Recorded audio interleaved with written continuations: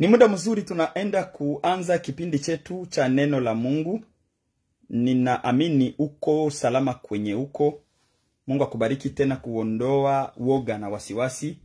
Mungu akubariki kuondoa au kuacha kujishughulisha na mambo mengi ambayo hayasaidie moyo wako. Ninashukuru kwa kuwa leo umetenga huu muda kufanya muda maalumu, muda tofauti, muda wa kipekee kujisikia kusikiliza neno la uzima. Ubarikiwe sana, ninakutakia mema, ninakutakia bahati na furaha ya Kristo iwe na maisha yako. Katika hiyo tutafanya uendelee kufanikiwa. Tutaongea neno linasema maneno yenye kuaminika.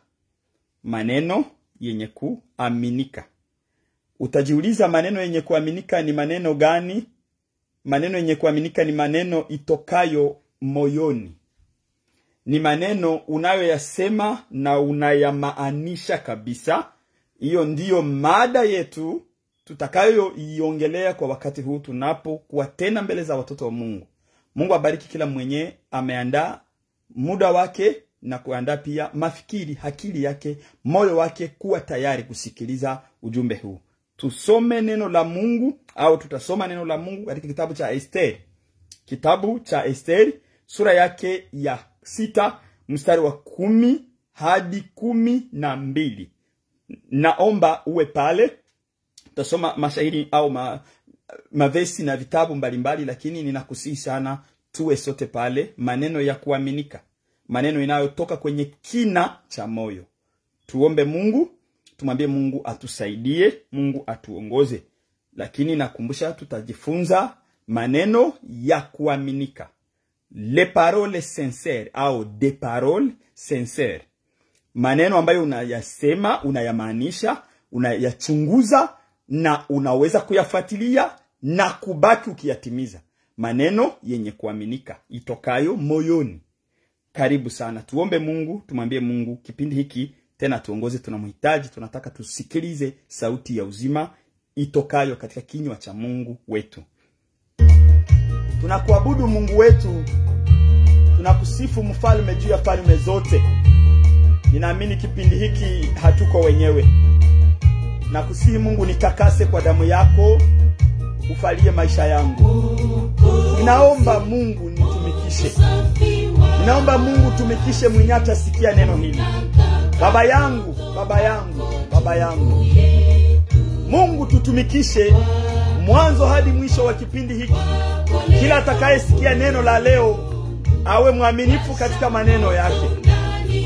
Awe mwaminifu katika mawazo ya moyo wake. Awe mwaminifu katika mwenendo na tabia ya kila siku. Na kuheshimu na kutegemea Kristo. Ninajua sitakuwa mwenyewe katika maneno au mafundisho ya leo, bali nina Roho wa Mungu atakaye nijalia na kunifunulia. Bariki huyu baba, bariki huyu mama ambao wako tayari kusikiliza neno la uzima. Mungu zungumza na roho zetu. Na kutegemea na najua hautaniacha Mungu. Mwanzo hadi mwisho wa kipindi hiki usimame. Upigane vita vya kiroho ambavyo vinaweza kuinuka kuvuruga kazi hii. Kwa jina la Yesu, kwa jina la Yesu, kwa jina la Yesu. Mungu tutembelee na utuguse na kutubariki kwa jina la Yesu. Amen. Ubarikiwe sana mwana wa Mungu. Pia unakaribishwa kusikiliza neno hili. Neno litakalo kusaidia, neno litakalo blow mind yako. Yani kuchemsha akili yako, kuwaza upya, kujioji na kujichunguza, kujitengeneza, kubadilika hali ya kuishi. Sababu watu leo au mwanadamu tu huwa tunasema maneno tusiyo maanisha. Tunaomba kipindi hiki kila mmoja wetu atoe muda wake, aombe Mungu. Moto wa Mungu ulio na mamlaka kuteketeza mawazo mabaya, maneno ya ujanja, maneno ya unafiki na uchimbi. Kwa jina la Yesu tutenda kusimama kinyume cha maneno tofauti na yale tunayowaza, yasipate nafasi ndani ya mioyo za waenda mbingu. Pale ndio tutakuwa. Mungu atubariki sana. Tutagusia sana, tukikemea maneno ya uchimbi na unafiki.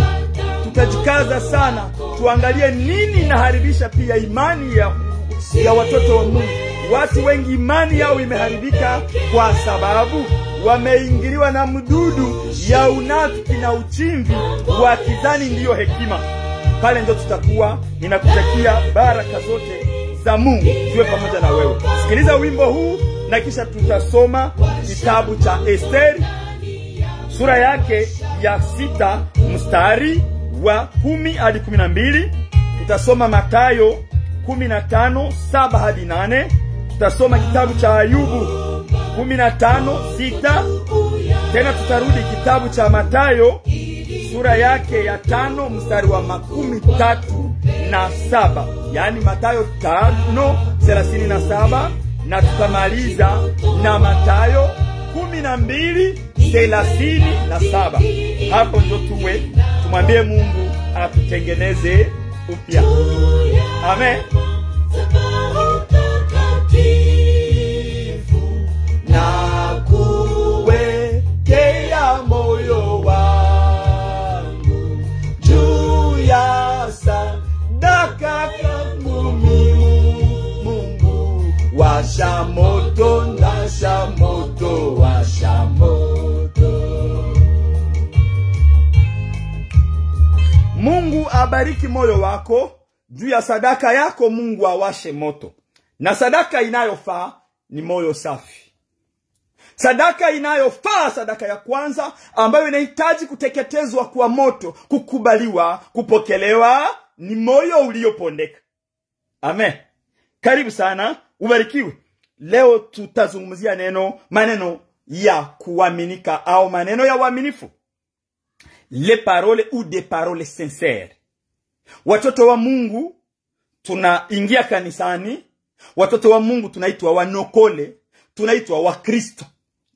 Tukienda na dini zingine, madhehebu zingine, imani zingine, wote ili jambo linatuhusu kuwa waaminifu katika maneno yetu. Maneno tunayoyasema, je, yanamaanisha kile tunamaanisha moyoni?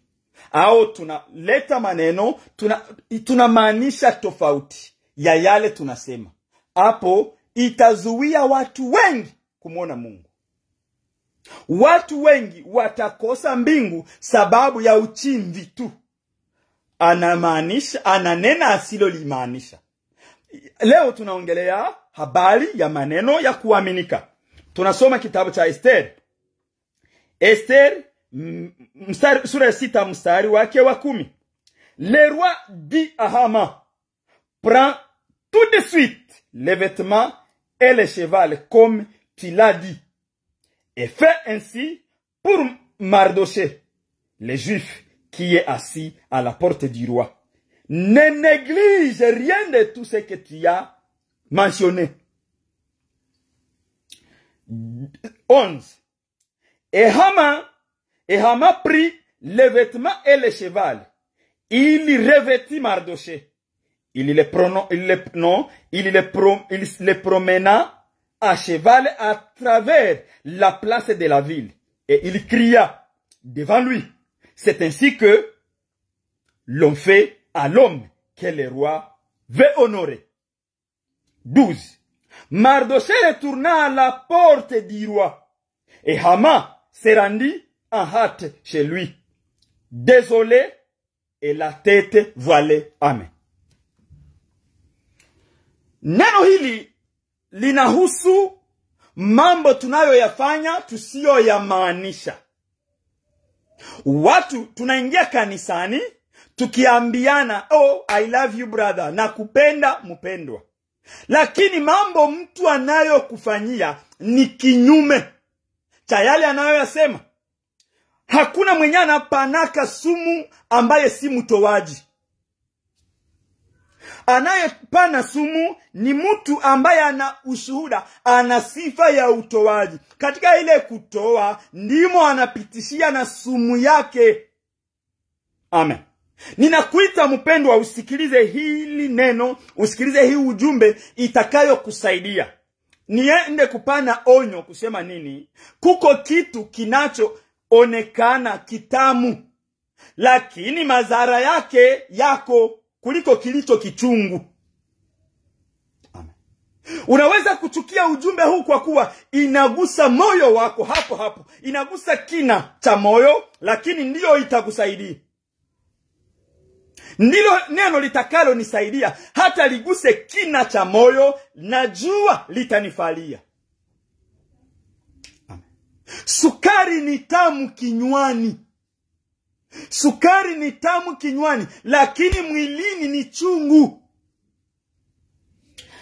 Yawezekana hii tutajiuliza kwa nini. Sukari ni tamu kinywani. Kwa waliofanya kinganga, waliosoma, kila mmoja anajua madhara ya sukari nyingi mwilini. Ubahatike basi ukule sukari sana, ikuvuruge tumboni, uendeshe, tumbo ijifungue. Una bahati. Lakini ukila sukari, inajiweka mdamu, ikizidi, ikiwa nyingi, sukari mwilini inaleta ugonjwa wa kisukari. Na ugonjwa wa kisukari ni mbaya kuzidi hata ukimwi, sababu inamsumbua mtu, inamtesa, inafupisha maisha yake, inamfanya aangaike, anajinyima na chakula. Mtu wa ukimwi hawamkataze chakula chochote. Wanamwambia kwanza anapata ukimwi, kula sana upate afya. Lakini mtu wa kisukari, mtu wa diabete, yeye wanamwambia acha hiki chakula. Wanakuzuia na chakula ulichokuwa ukikipenda, sababu ulipenda sukari. Ukipenda sukari, mheshimiwa, kisukari kitakupata. Na unapopata kisukari, utajizuia na yale uliyoyapenda, unateseka. Kumbe hivi vichungu ingekuwa vizuri uvikubali ili ulinde afya yako. Hii tukiingia kiafya, si le plan sanitaire, inakusaidia kujua kwamba ujizuie na sukari. Ni tamu mkinywa, lakini ni chungu mwilini. Amen. Sukari ni tamu, katamu mno. Ni katamu. Lakini ndani ya mwili wakikupima, wanapima sukari yako iko juu.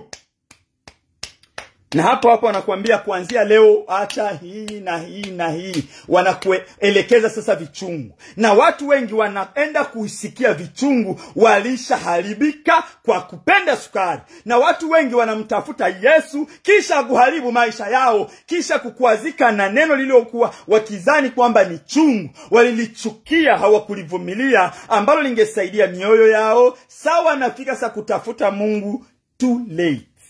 Mungu ataokoa roho yako, lakini kama kuna madhara ulipata katika dhambi, yataathiri mwili wako. Yesu atasamehe roho, lakini mwili, kama ulipata ukimwi, uliupata. Mwili kama ulipatwa na shida mbalimbali, kama umeleta vizila na mikosi, utatubu, lakini pia inahitaji ufunguliwe. Amen. Tunaongea maneno ya uaminifu. Hapa tumesoma habari za Hamani. Kiete Hama. Huyu Hamani alikuwa ofisie mkubwa wa mfalme Asuero wakati wa ufalme wa Wamedi na wa Persi. Kwa hapa mahali panaitwa Size, ndio ilikuwa kapitale, mji mkubwa, ngome ilikuwa Size. Na huyu mfalme Asuero aliongoza kuanzia India mpaka Misri. No, tafadhali, mpaka Ethiopia. 120 province alikuwa anaongoza. 120 a 126 chekua pale. Sasa anaongoza hizo jimbo zote zaidi ya 120. Yeye ndiye anatawala. Na ninataka niingie mara moja kwa neno hili. Hapa tunajifunza huyu ambaye ni ofisie wake, ambaye anaitwa Hamani. Hamani alipewa nafasi, alipewa heshima kabisa za juu, kwamba yeye kisha mfalme ni yeye katika ufalme wa Medi na wa Persi. Wewe ndio unaongoza ufalme huu wa Kibabiloni, Hamani, kisha mfalme Asuero ni wewe. Lakini tamaa inamuingilia, tamaa ya aabudiwe. Watu wengi Mungu aliwapa vipawa vizuri, lakini kiburi kinawatesa. Watu wengi Mungu kawagawia, lakini uzinzi unawafunga, mpaka ni wahudumu wazuri lakini wanafungwa. Wengi wamepewa baraka za Mungu, lakini wanataka wasifiwe, na sifa za Mungu hawezi zichangia naye. Hamani huyu anasikia kwamba anapoingia, kila mtu ambaye yuko langoni, walinzi wenye wako kwenye lango wote wasujudu, Hamani anaingia. Mpendwa, nikuulize, vitu ngapi ambavyo unasujudu wewe? Wewe ni Mkristo, wewe ni baba, wewe ni mama, wewe una heshima zako, lakini bado kuna kitu ambacho kinakudomine, bado unakisujudu.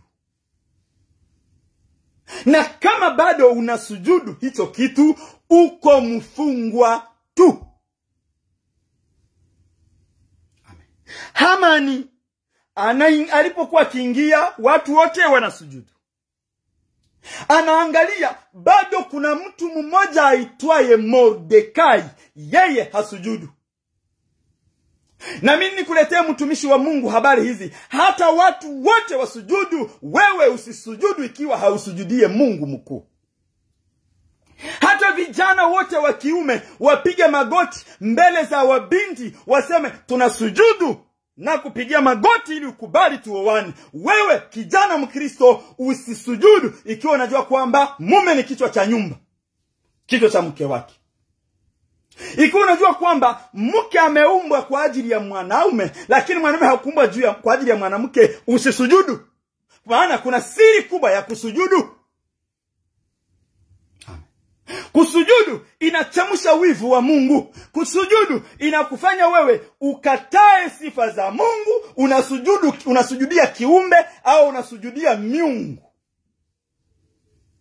Kitabu cha Warumi sura ya kwanza unaweza kusoma, utaona pale hiyo sura ya kwanza, utaona habari gisi gani watu wanasujudia, watu wanaabudu, watu wanaamini kiumbe kuliko waamini muumbaji.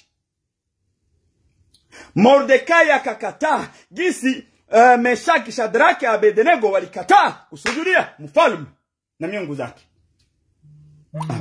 Ni kwamba hao wa Babiloni walikuwa na siri ya kupiganisha sifa na utukufu wa Mungu. Sasa huyu Asuero, yeye hana miungu eti, hana kiburi kwamba lete miungu wa msujudie. Lakini huyu Hamani ndiye anataka leta mbegu ngeni katika ufalme.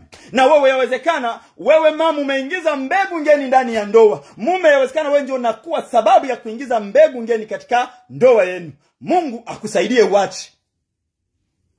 Hamani mara hiyo alipoona, akasikia wivu, na akachukua mpango kwamba Mordekai auawe. Tumejifunza mambo mengi kuhusu muda wa malipo na malipo ya Mungu. Mungu anapofika muda wa kulipa, yeye analipa kwa jinsi atakavyo, na matendo yetu ndiyo yatalipwa. Mtu akikwambia kwamba tutaingia kwa neema mbinguni, huyo mtu anakuambia ndiyo, imeandikwa tumeokolewa kwa neema, lakini mbinguni tutaingia kwa matendo mema, maana tutahukumiwa kwa matendo au sawasawa na matendo yetu. Amen. Hamani akachukua mpango kwamba aangamize Wayahudi wenye wako Babiloni wote wauawe, lakini Mordekai huyu ndio waanzie. Hamani akasahau kwamba Malikia ni Myahudi. Amen. Malikia ni Myahudi. Amen. Na ikiwa Malikia ni Myahudi, huyu Malikia huyu tayari yeye ndiye anaongoza pamoja na mume wake. Nikwambie, Malikia wetu ni neno la Mungu. Neno la Mungu ukilizarau kwamba wewe ufanye mambo yako ya unafiki, uabudu miungu, wache neno bado limo ndani yako, linakuhukumu ingawaji unalizarau. Esteri bado yuko katika ufalme humo ndani. Hata wewe haumjali, unataka uharibu mambo yako yote huko nje, lakini bado umesahau kwamba Esteri iko ndani. Nachukua illustration kukwambia kwamba Esteri iko ndani. Esteri sio ndiyo neno la Mungu, na nakupa mfano huo kwamba Esteri iko ndani. Hamani, Esteri iko ndani. Hamani anachukua mpango. Sasa Esteri aliposikia, kwa kuwa Mordekai ilifika anaingia ndani ya ufalme kwenye lango amevaa magunia akijipaka mavumbi, Esteri akapata habari, akauliza Mordekai. Mordekai akasema habari zinazoendelea, na aliposema habari jinsi zinaendelea, akapanga aende aone mfalme Ahasuero wakati wa mwezi wake wa kuabudu miungu za Wababiloni. Na alipokuwa akiwa katika pango la kuabudu miungu, hakuna mtu ambaye anaruhusiwa kuja kumuona. Kama huyo mtu hakubaliki, anauawa. Esteri akaambia Mordekai, unisaidie niwaambie wenzetu Wayahudi hapa Babiloni wanisaidie kwa sala. Tuchukue siku 3 ya mafungo tukimwambia Mungu. Muombaji, mwana wa Mungu, kuna aina nyingine ya mapepo isiyotoka pasipo kufunga na kuomba. Na pia nikurudilishia kwamba sio kila sanjo kufunga, maana kuna wakati ni kiwango, ni dimension de prière ambayo inatakiwa uingie, lakini si maisha yote ya kufunga na kufunga na kufunga. Utagonjwa magonjwa ya tumbu, utafukuzwa kazi, utakuwa maskini, maana wewe muda wako wote uko magotini. Magoti yako niwe magoti ya rohoni kwanza. Sasa hii mafungo wakaifanya, maana kuna kipindi inahitajika waifanye. Maisha yao yote haikukweti mafungo. Hapa uliona kwamba hapa kuna vita tofauti na vya kawaida. Inaomba tupande viwango, ngazi za kiroho, tushinde adui. Amen. Basi Esteri walipomaliza siku 3 zao za sala, wakasema okay, naenda kumwona mfalme kwenye iko. Ni kipindi cha kuabudu miungu, lakini ninakubali kuvunja sheria, sababu ninahitaji nivunje sheria. Nimemwambia Mungu, Mungu wako ni Mungu anayevunja sheria za wafalme. Mungu wako ni Mungu anayevunja maneno za waganga waliosema hauponi tena. Mungu yuko juu, na yuko juu ya kila kitu. Maombi ina nguvu za kuvunja mipango za mchawi ambaye yeye alizani kwamba maisha yako yashaka ya miliki yote, hauwezi pumua tena. Maombi ya wacha Mungu, maombi yenye utakaso, ina mamlaka ya kupindua ngome za kuzimu. Esteri anasema munisaidie. Siku zilipofika akapanga kwenda. Alipofika tu, mfalme alipomuona, kulikuwa aone sheria, kulikuwa akumbuke sheria alipana. Alipomuona Esteri tu, moyo ukatikisika, akamshotea fimbo ya kifalme. Mpendwa, kilichoshindikana katika maisha yako, kwa jina la Yesu, mkono wa Mungu unyoshwe juu yako, mkono wa Mungu unyoshwe mbele yako, njia yako ifunguke tangu sasa, ili sheria za wanadamu zikatike na utukufu mrudi Mungu aliye juu. Amen. Esteri walipomnyoshea fimbo, akajua kwamba maombi yake imepata kibali. Neno likafuata, unahitaji nini Esteri? Ikiwa hata ni upande au kipande cha ufalme utapewa. Unyenyekevu mama inaweza kufanya mume wako akutendee kile hajawahi kukutendea. Kiburi chako hakitakupa kibali mbele za mume wako, lakini unyenyekevu wako itakupa kibali. Vasti alikuwa wa kiburi, lakini Esteri alikuwa mnyenyekevu na muombaji. Ingawaje urembo na kiburi cha Vasti hakupata kibali cha kuendelea kuwa malkia. Esteri aliyejua siri ya kujizuia na mambo ya dunia ya leo amepata kuwa malkia. Mwana wa Mungu, kama na unataka siku moja uwe kiungo cha bibi harusi, jizuie na mambo ya dunia ya leo. Usiseme kwa kuwa wenzako wote wako kama ndivyo na wewe uwe. Hapana, la voix du peuple n'est pas la voix de Dieu. Ingekuwa ni sauti ya Mungu, sauti ya umati ndio sauti wa Mungu, Mungu angeangamizaka Nuhu aache watu wote. Mungu angeangamizaka Lutu na binti zake wawili aache watu wote. Lakini kwa kuwa Mungu anatumika na ma-exception, Mungu hatumike na globalite na generalite. Mungu anawajua walio wake, ingawaje ni wachache, amewaweka alama. Wanasikia sauti yake na kuifuata, na hakuna awezaye kuwapokonya kutoka katika mkono wake. Esther alipopewa kibali akasema, mfalme, kabla niliseme shida yangu yoyote ile, ninakusihi kesho uje nyumbani, lakini uje na Hamani. Hamani hakujua. Hamani akatoka akaenda nyumbani. Sana pita tena anamuona adui wake pasipo sababu. Kwa jina la Yesu, adui wako pasipo sababu mwaka huu wanyenyekee mbele zako, wasarenda, wajue kwamba una Mungu wa kweli, Mungu wa Mordekai. Wako maadui pasipo sababu, na ikiwa siyo sababu inaeleweka, tunawaita maadui pasipo sababu. Wewe unanichukia pasipo sababu, Mungu wangu afatane na wewe kwa jina la Yesu, na mbingu zishuhudie kwamba hakika huyu ni mwanangu. Amen. Mordekai yuko pale tena, Hamani anapita, watu wote wanainuka, akapita. Mordekai yeye anabakia ule ule, ninajua niliye mwamini.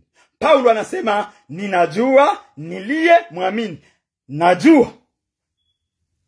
Amen.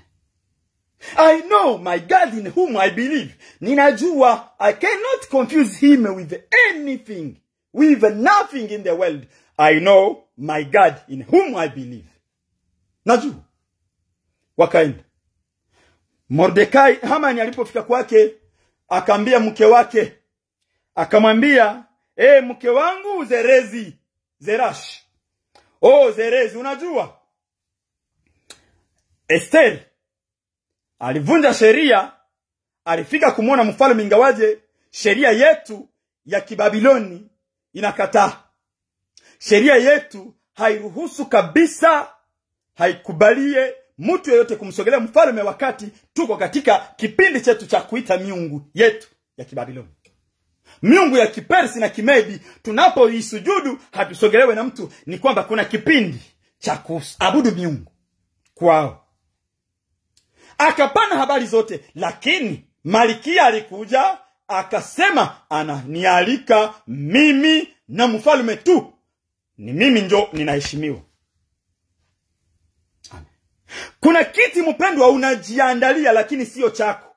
Na kuhakikishia kwa jina la Yesu, ikiwa haunyenyekei, kuna nafasi unajipa, unajijua wewe njoo unavaa vizuri, wewe njoo bora kuzidi wengine watu wanaita hawafae, wengine wako chini yako, wewe njoo uko chini yao, sababu pepo ya kiburi inakuinua ili ujione kwamba uko juu ya wote. Unapojiinua, wengine wako wanakuona wewe haufai na uko chini. Unapoita mtu pumbafu, wewe ndiye pumbafu kumzidi. Mungu atusemee. Mtu wa akili hatukanani pumbafu. Mtu mwerevu, mtu wa busara haiti mtu pumbafu. Maana ukita mtu pumbafu, yawezekana wewe ndio pumbafu kumzidi. Kumbe mtu wa busara unyamaza kimya, na kusema kwa wakati inahitajika aseme. Basi akajisifu, akajidai, leo ni matata, mimi ndio kesho. Basi lakini sina furaha wakati bado ninamuona naingia narudia Mordekai bado hanisujudii. Binti, wewe unakataa mume wako kwa kuwa anakataa siku ya engagement yenu kukupigia magoti. Ole kwako mara 7 kama hautaacha. Kwa jina la Yesu. Amen. Shetani alimpeleka Yesu katika maono, akamuonesha Yesu anaenda jangwani. Yesu ilifika kipindi anamwambia, unipigie tu goti, usujudu tu, haya yote yatakuwa yako. Upige tu goti, ukunje tu goti, hivi tu, yote yatakuwa yako. Wasanii wa dunia umetufanyia vijana leo kwamba wasujudu tu, can you marry me? Basi na ndoa inaharibika. Mtaishi ndani, lakini nafasi ya Mungu mumeigeuza. Kwa kuwa mmeifanya mbele za watu, mbele za Mungu, na mbele ya mataifa na dunia nzima iko pale. Hata mngekuwa wawili, yaente mweviva. Kazi yako. Ipo siku utakumbushwa lile goti ulipiga. Ona, tutasimamia ile, sababu tunajua siri ya kupiga goti. Muna nguvu kubwa. Amen. Sifasirie hali au habari ya kusujudu, siende pale, maana nina ufunuo kubwa sana kuhusu hilo jambo, siri ya kupiga magoti. Na ndio maana unakuta mtu akimwadhibu wanamshushaka. Mtu akitaka kushukuru anashukaka. Mtu akifurahi sana huwa anashuka. Mtu akiwa mbele ya mwenye kumzidi anashuka. Hasa na hasa mara 7 ukitambua wema wa Mungu na ukubwa wake, lazima usujudu. Hata kulala kifudifudi ukilalia uso wako, unajiona wewe haufai, Mungu tu. Amen. Basi akasema sina furaha. Yani Zerezi mke wake na marafiki wake wamwambia, unajua kia kufanya? Panguza. Hapo wakapanga wasimamishe mti wa mita 25, 25 metres de hauteur. 40 coude. Ukikonvertir en metre c'est 25 metres. Mita 25 waweke, yani Babiloni karibu yote wajua kwamba huyu amekataa kumsujudu Hamani. Heri uteswe kwa ajili ya haki, maana uinulivu wako uko kubwa. Utakuwa juu. Wanakushusha kama wanakushusha kwa resoro. Sao ise resoro iliyo kushusha itarefule. Utakuwa juu ya wote. Kwa jina la Yesu, wanyenyekevu na wainuliwe mara 7, ili wajue wapate siri na tunda la uaminifu wa moyo wao. Amen. Basi wakapanga mti wanauandaa mbele, asubuhi twende. Nitakuwa nimemteketeza ule jamaa. Wewe umeandaa, lakini kuna siri, kuna kitu kitafanyika leo. Something will happen tonight in the mighty name of Jesus, the Holy One, the holiest God. Kuna kitu kitafanyika leo. Amen. Wao wapange, lakini mbingu nazo zinapanga.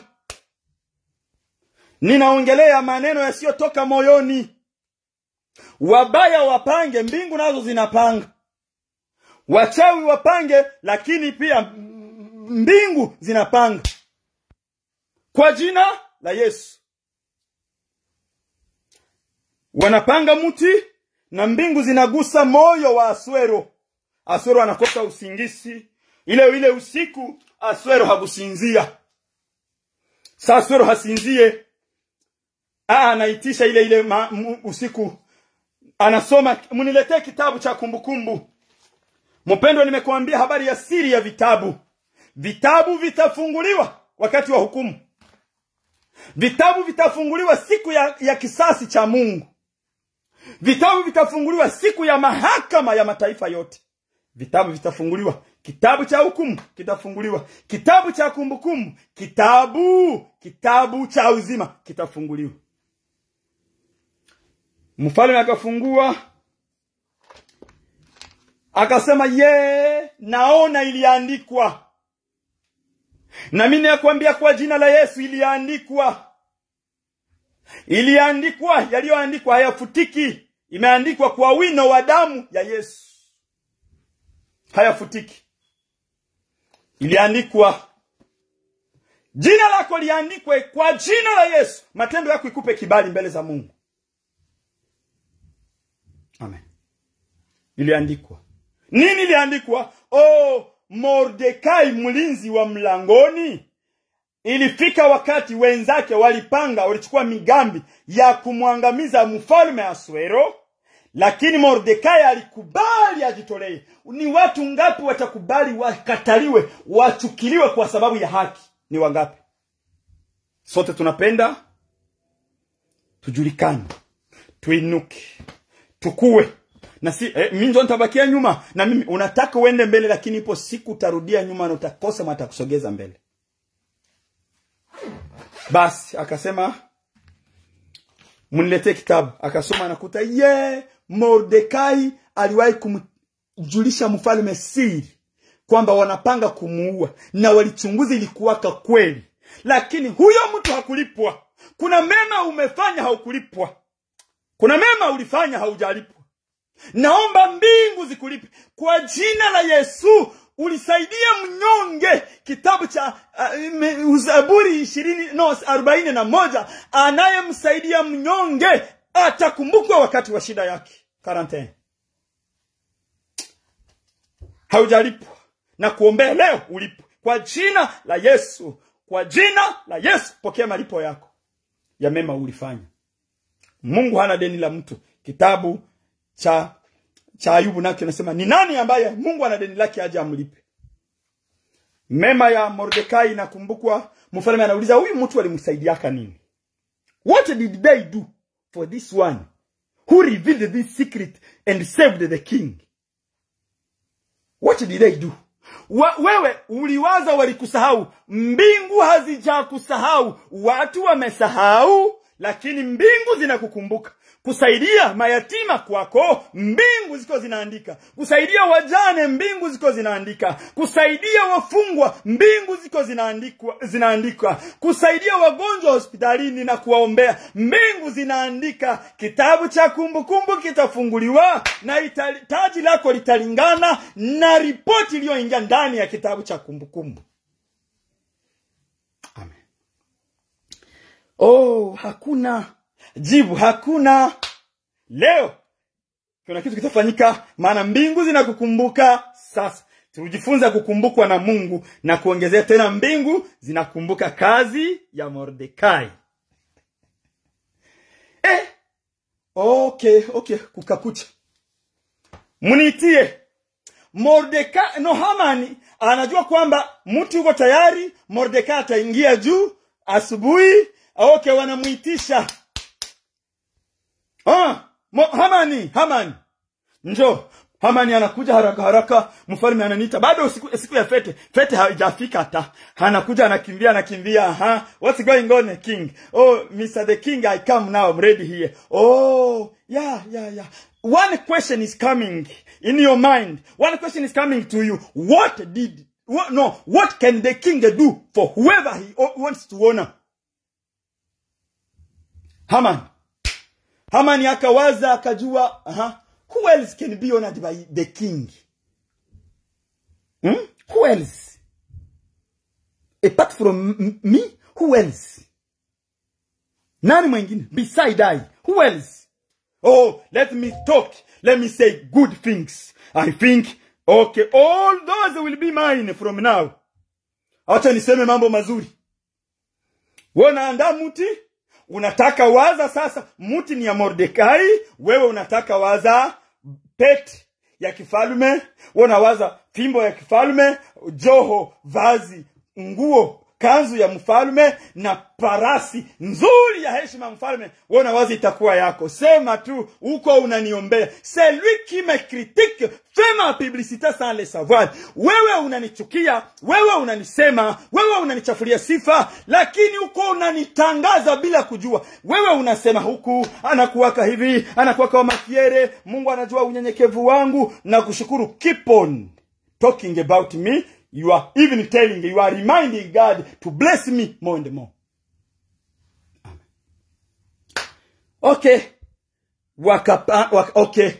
Wanamwambia akataja mambo watakayompatia huyo mtu. Oh, Hamani, unasema vizuri. Mpaka unasema vitu vya ndani, vitu vya kifalme, na vipewe Mordekai kwa jina la Yesu. Amen. Amen. Vitu waliwaza vitakuwa vyao, vitakuwa vya jamaa zao, na vipewe kwako wewe uliyezaraulika kwa uwezo wa jina la Yesu. Mbingu ifanye kinyume ya mipango yao. Ijulikane kwamba Mungu hawezi kuwa complicite na mwanadamu. Amen. Mfalme akamwambia Hamani, unaongea vizuri, na hivyo vitu ingawaje uzito wake, vitu vya kifalme, autorite, domination, pouvoir, ipewe Mordekai kwa jina la Yesu. Kwa jina la Yesu pokea kupona. Leo waliokufunga wakadhani hiyo ugonjwa utakuwa, tangu sasa je les commande dans le nom puissant de Jésus, et non qui ne soit jamais soit guéri. Amen. Okay. Wakamwambia, hiyo mstari tumesoma, hiyo tumesema, na uifanye pasipo kuondoa kitu. Teme yangu ninaongea nini? Maneno ya uaminifu. Aliposema, alitoa moyoni, wakamwambia aifanyie Mordekai. Je, aliifanya kwa uaminifu? Je, aliyoisema, okay, wakamwambia umtembeze, umvike ile vazi na apande juu kanzu ya mfalme, na apande juu ya farasi wa mfalme, na uende unasema, watu wa Babiloni, wa Medi na wa Peresi, tangu leo mjue kwamba hivi ndivyo mfalme anamtendea mtu ambaye anamheshimu. Na hivi ndivyo Yesu akufanyie. Pokea uzazi wewe tumbo iliyofungwa kwa jina la Yesu, ili ushuhudie kwamba na wewe umekumbukwa. Amen. Mordekai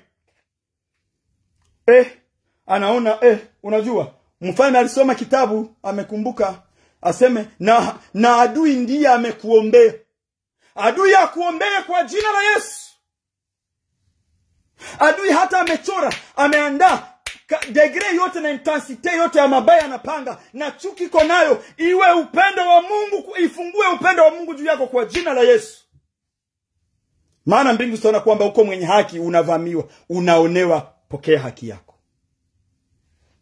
Mordekai wakamzungusha na maneno ya unafiki wa Hamani. Hamani iko anasema hivi ndivyo mfalme anamtendea yule anamheshimu, lakini muti iko mpango wake. Yesu atusaidie. Ninapenda usome Mathayo 5:37. Mathayo 5:37, neno la Mungu linatuambia ndiyo yako na iwe ndiyo, na hapana iwe hapana. Yanayoongezeka inatokana na mjanja. Ndiyo. Kama unasema ndiyo, if you say yes, let your yes be yes. Let your yes be amen. That's it. When you say no, let your no stay, remain no. Whatever you can add upon your yes or upon your no comes from the evil. Lakini sasa twende sasa na Mathayo tena 12. Mathayo 12:37. Kwa maneno yako utahukumiwa, Haman, na kwa maneno yako utahesabiwa haki.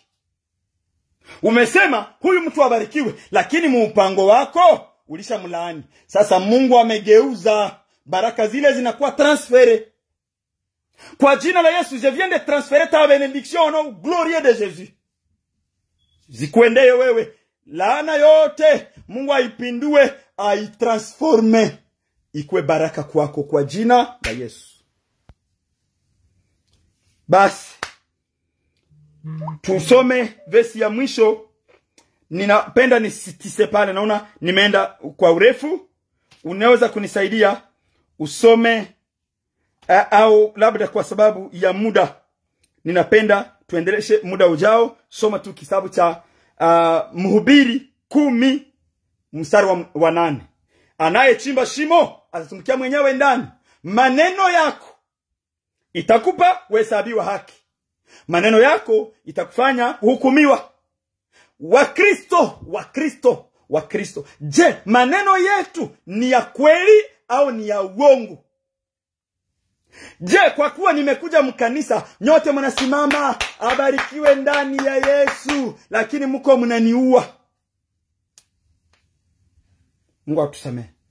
Je, kila ambacho ile zawadi unamupa ndugu yako, unamupa kwa upendo au kwa unafiki wa kumwangamizia maisha? Sisi Wakristo ndio tunapeana des cadeaux empoisonnés, zawadi zenye midudu, zenye uchawi, zenye irizi mwenzako Mkristo. Je, hiki uko unachokifanya ndicho unamaanisha? Kwa nini?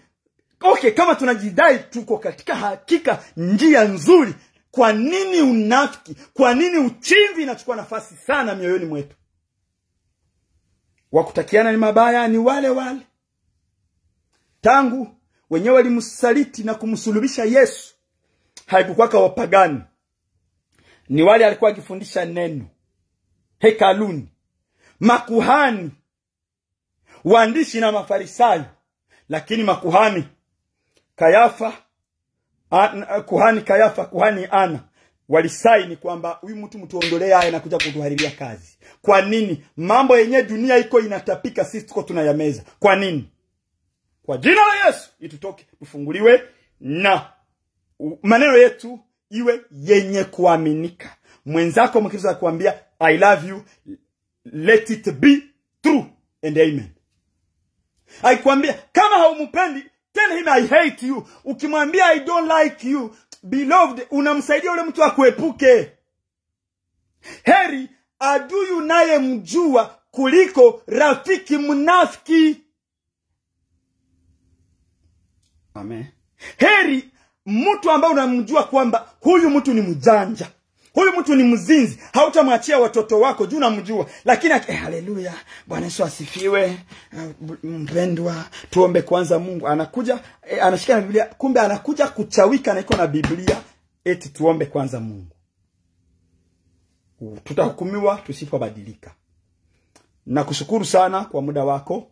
Mungu akubariki. Maneno yako iwe yenye kuaminika. Unene yale unamaanisha moyoni mwako. C'est de l'abondance du cœur que la bouche parle. Kinachotoka moyoni ndicho kinatoka kinywani. Lakini leo shetani amegeuza njama, ameona kwamba apatie watu maneno moyo hivi ya hapa. Lèvres, midomo, anasema kumbe ni tofauti kabisa. Sasa unaenda ona reality ndio unasema nilisema Mhubiri 10.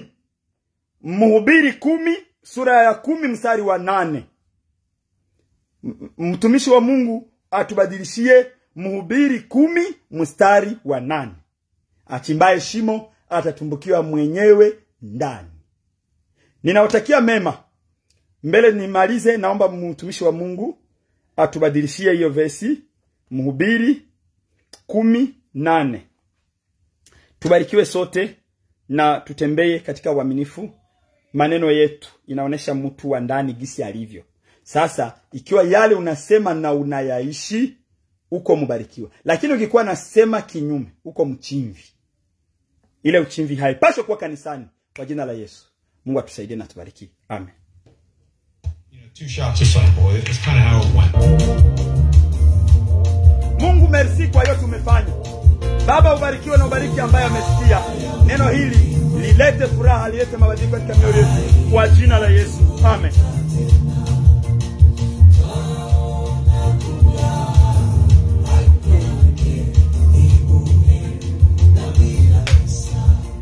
Mungu akubariki.